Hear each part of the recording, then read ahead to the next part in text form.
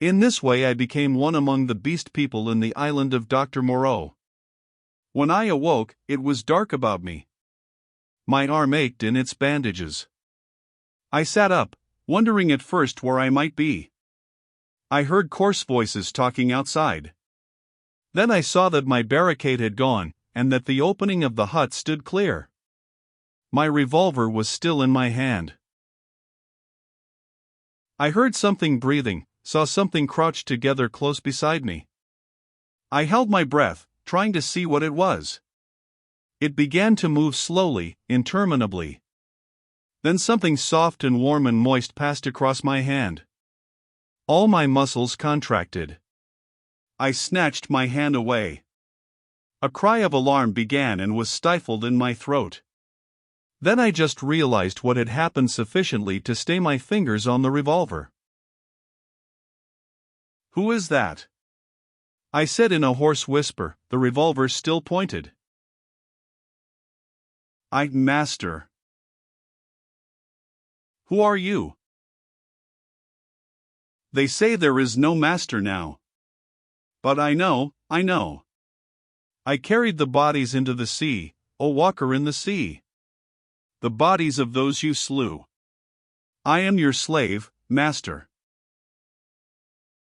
"Are you the one I met on the beach?" I asked. "The same, master."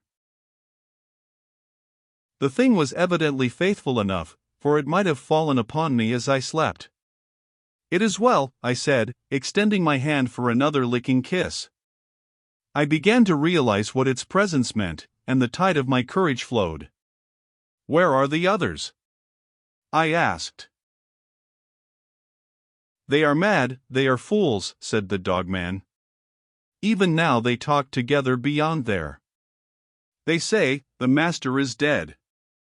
The other with the whip is dead. That other who walked in the sea is as we are. We have no master, no whips, no house of pain, anymore. There is an end. We love the law, and will keep it, but there is no pain, no master, no whips forever again. So they say. But I know, master, I know." I felt in the darkness, and patted the dogman's head. "It is well," I said again. "Presently you will slay them all," said the dogman. "Presently," I answered, "I will slay them all, after certain days and certain things have come to pass.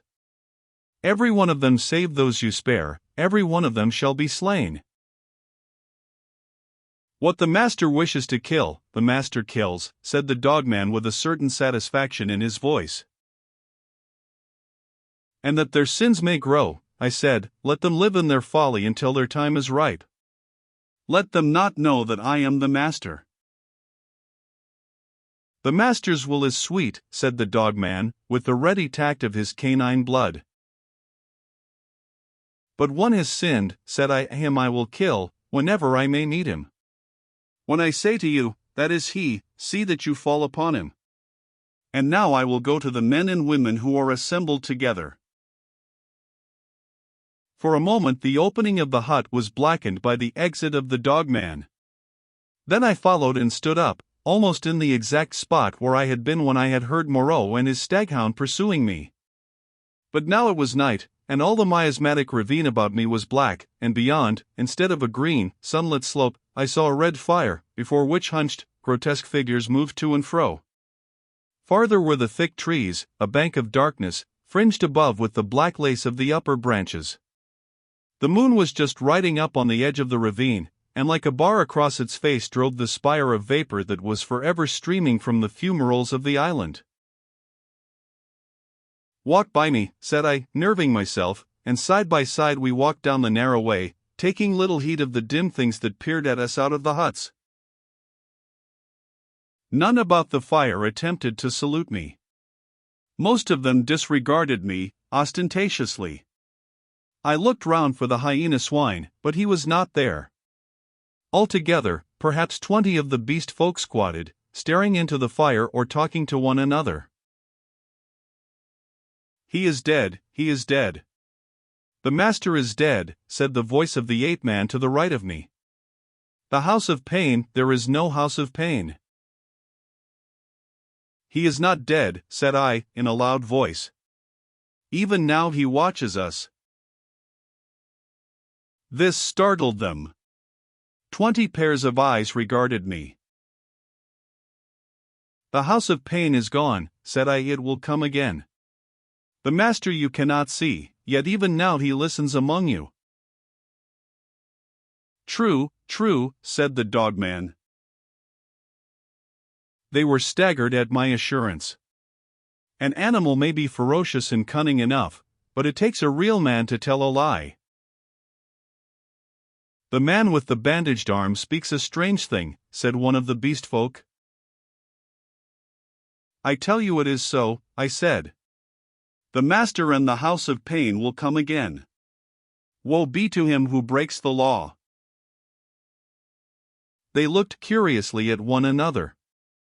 With an affectation of indifference I began to chop idly at the ground in front of me with my hatchet. They looked, I noticed, at the deep cuts I made in the turf. Then the satyr raised a doubt. I answered him. Then one of the dappled things objected, and an animated discussion sprang up round the fire. Every moment I began to feel more convinced of my present security. I talked now without the catching in my breath, due to the intensity of my excitement, that had troubled me at first. In the course of about an hour I had really convinced several of the beast folk of the truth of my assertions, and talked most of the others into a dubious state. I kept a sharp eye for my enemy the hyena swine, but he never appeared.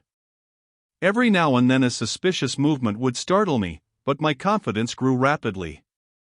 Then as the moon crept down from the zenith, one by one the listeners began to yawn, showing the oddest teeth in the light of the sinking fire, and first one and then another retired towards the dens in the ravine, and I, dreading the silence and darkness, went with them, knowing I was safer with several of them than with one alone.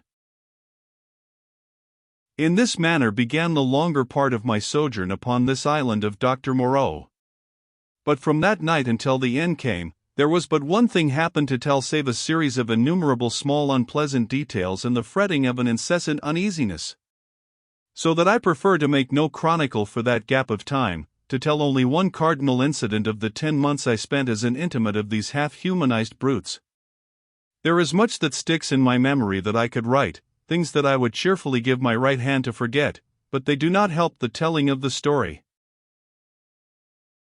In the retrospect it is strange to remember how soon I fell in with these monsters' ways, and gained my confidence again.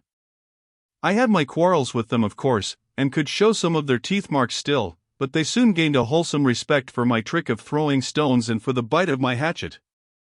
And my St. Bernard man's loyalty was of infinite service to me.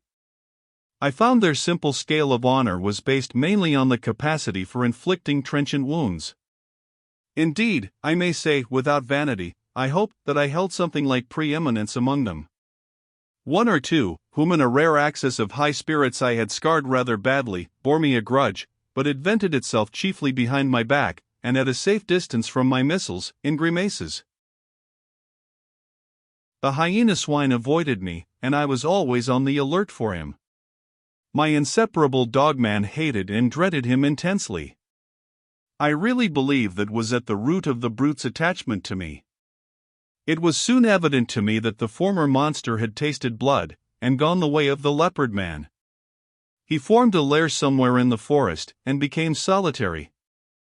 Once I tried to induce the beast folk to hunt him, but I lacked the authority to make them cooperate for one end.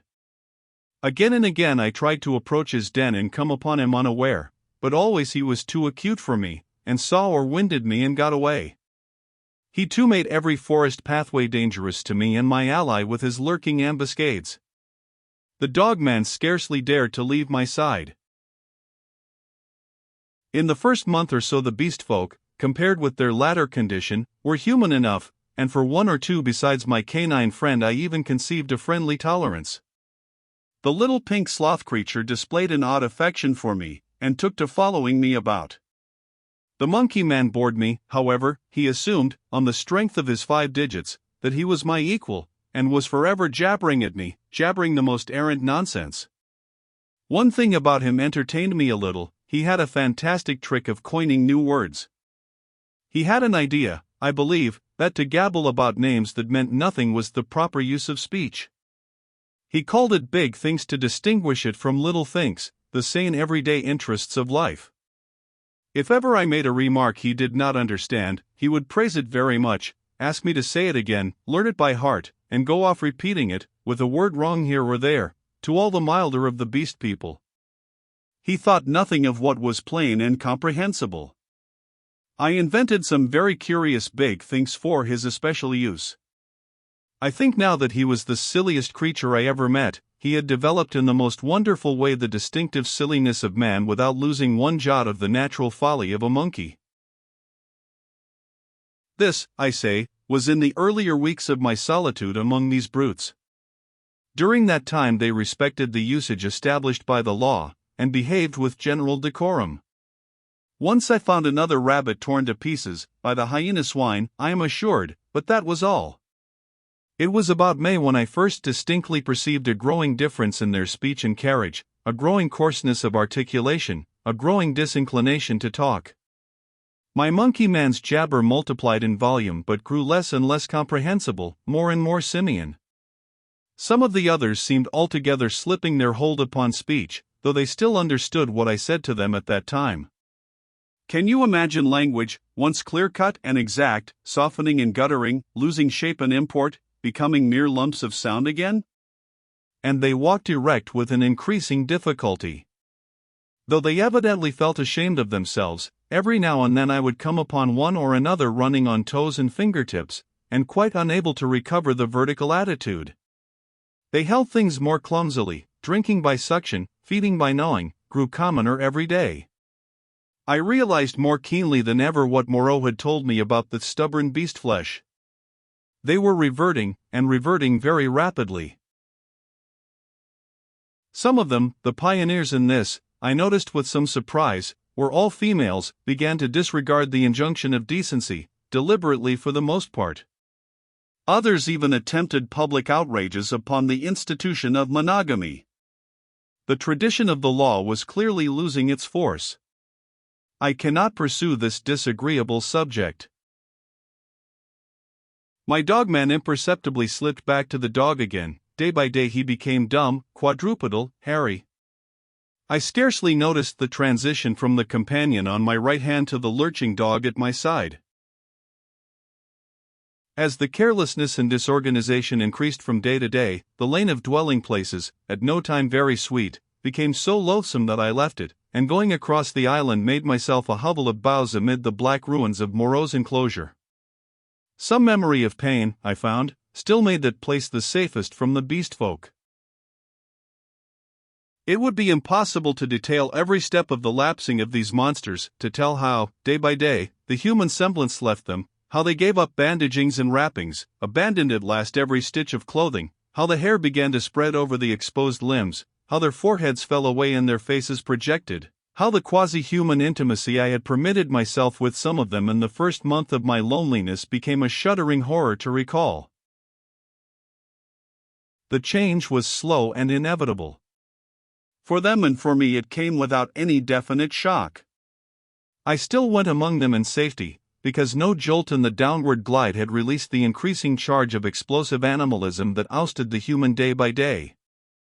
But I began to fear that soon now that shock must come. My St. Bernard brute followed me to the enclosure every night, and his vigilance enabled me to sleep at times in something like peace. The little pink sloth thing became shy and left me, to crawl back to its natural life once more among the tree branches. We were in just the state of equilibrium that would remain in one of those happy family cages which animal tamers exhibit, if the tamer were to leave it forever. Of course these creatures did not decline into such beasts as the reader has seen in zoological gardens, into ordinary bears, wolves, tigers, oxen, swine, and apes. There was still something strange about each, and each Moreau had blended this animal with that. One perhaps was ursine chiefly, another feline chiefly, another bovine chiefly, but each was tainted with other creatures, a kind of generalized animalism appearing through the specific dispositions.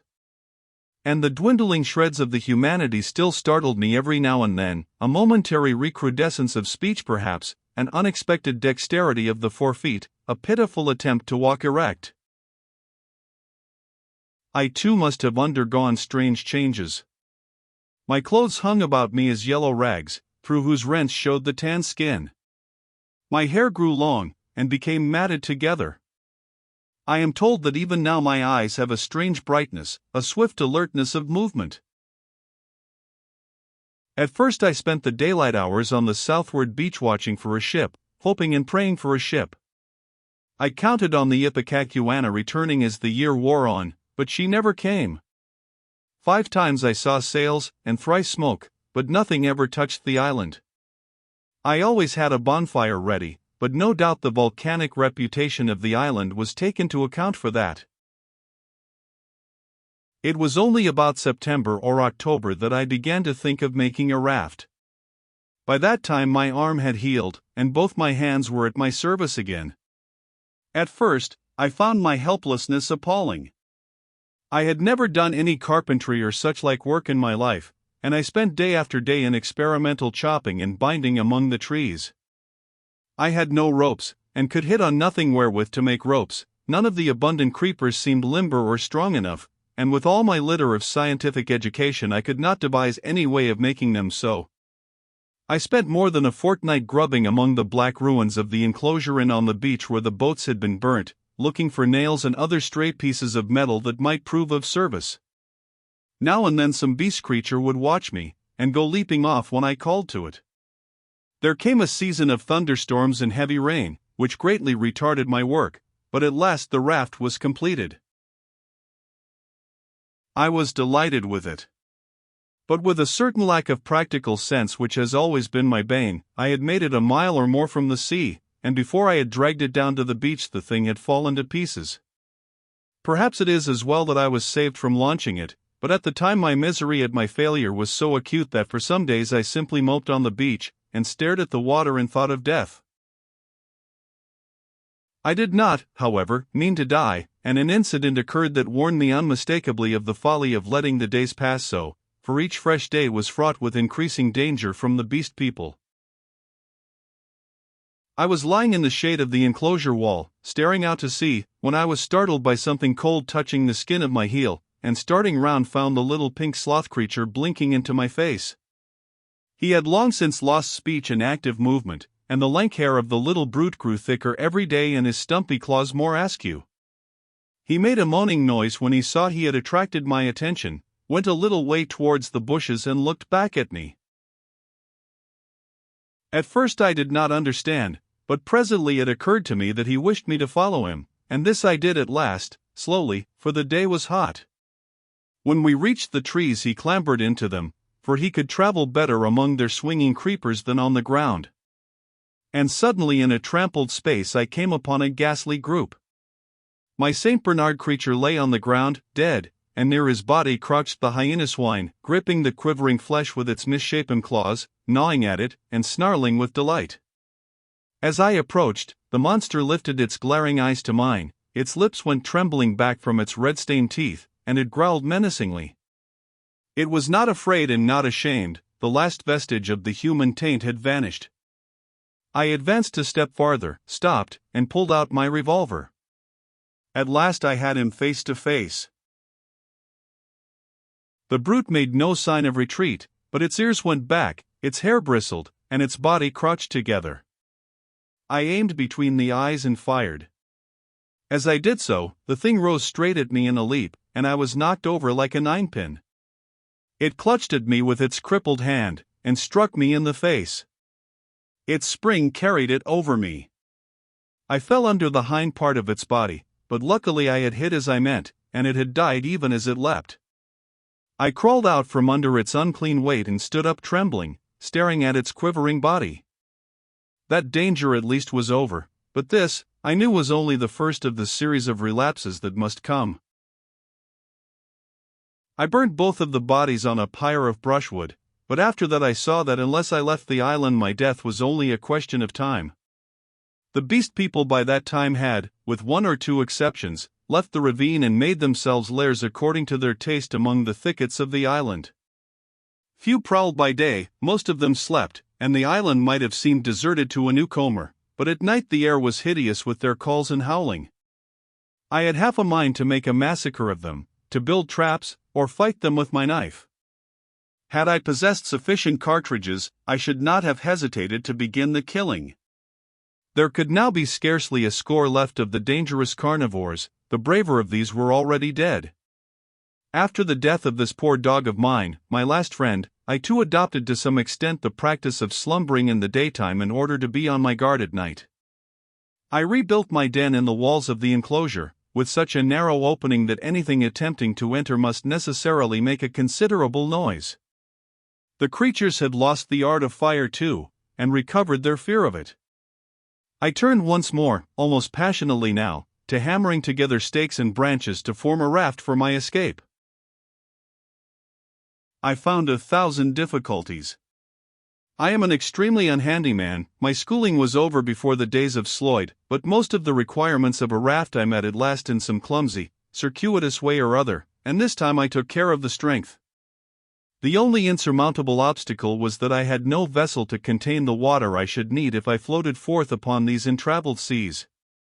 I would have even tried pottery, but the island contained no clay. I used to go moping about the island trying with all my might to solve this one last difficulty. Sometimes I would give way to wild outbursts of rage, and hack and splinter some unlucky tree in my intolerable vexation. But I could think of nothing. And then came a day, a wonderful day, which I spent in ecstasy. I saw a sail to the southwest, a small sail like that of a little schooner, and forthwith I lit a great pile of brushwood, and stood by it in the heat of it, and the heat of the midday sun, watching. All day I watched that sail, eating or drinking nothing, so that my head reeled, and the beasts came and glared at me, and seemed to wonder, and went away. It was still distant when night came and swallowed it up, and all night I toiled to keep my blaze bright and high, and the eyes of the beasts shone out of the darkness, marveling. In the dawn the sail was nearer, and I saw it was the dirty lug sail of a small boat. But it sailed strangely. My eyes were weary with watching, and I peered and could not believe them. 2 men were in the boat, sitting low down, one by the bows, the other at the rudder. The head was not kept to the wind, it yawed and fell away. As the day grew brighter, I began waving the last rag of my jacket to them, but they did not notice me, and sat still, facing each other. I went to the lowest point of the low headland, and gesticulated and shouted. There was no response, and the boat kept on her aimless course, making slowly, very slowly, for the bay. Suddenly a great white bird flew up out of the boat, and neither of the men stirred nor noticed it. It circled round, and then came sweeping overhead with its strong wings outspread. Then I stopped shouting, and sat down on the headland and rested my chin on my hands and stared. Slowly, slowly, the boat drove past towards the west. I would have swum out to it, but something, a cold, vague fear, kept me back. In the afternoon the tide stranded the boat, and left it 100 yards or so to the westward of the ruins of the enclosure. The men in it were dead, had been dead so long that they fell to pieces when I tilted the boat on its side and dragged them out. One had a shock of red hair, like the captain of the Ipecacuanha, and a dirty white cap lay in the bottom of the boat. As I stood beside the boat, 3 of the beasts came slinking out of the bushes and sniffing towards me. One of my spasms of disgust came upon me. I thrust the little boat down the beach and clambered on board her. 2 of the brutes were wolf beasts, and came forward with quivering nostrils and glittering eyes. The third was the horrible nondescript of bear and bull. When I saw them approaching those wretched remains, heard them snarling at one another and caught the gleam of their teeth, a frantic horror succeeded my repulsion. I turned my back upon them, struck the lug and began paddling out to sea. I could not bring myself to look behind me. I lay, however, between the reef and the island that night, and the next morning went round to the stream and filled the empty keg aboard with water. Then, with such patience as I could command, I collected a quantity of fruit, and waylaid and killed 2 rabbits with my last 3 cartridges. While I was doing this, I left the boat moored to an inward projection of the reef, for fear of the beast people.